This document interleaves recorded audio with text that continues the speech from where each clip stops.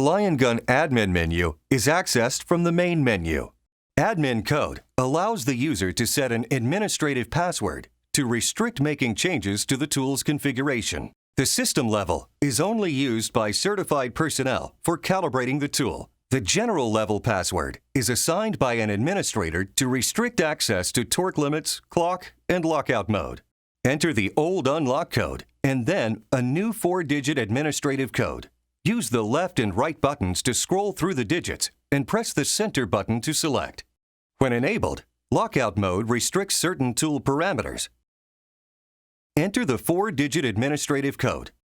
Choose Torque and Loosen Only to restrict adjustment of torque, angle, and release. Choose Torque and Loosen Only plus Torque to restrict adjustment of angle and release. Choose Angle Delay to restrict adjustment of angle delay settings. Clock allows the user to configure the time and date. Use the left and right buttons to scroll through the digits and press the center button to select. Torque Limits allows the user to set limits on the torque output of the tool. Select Torque to set torque limits on torque operations. Select Angle to set torque limits on angle operations.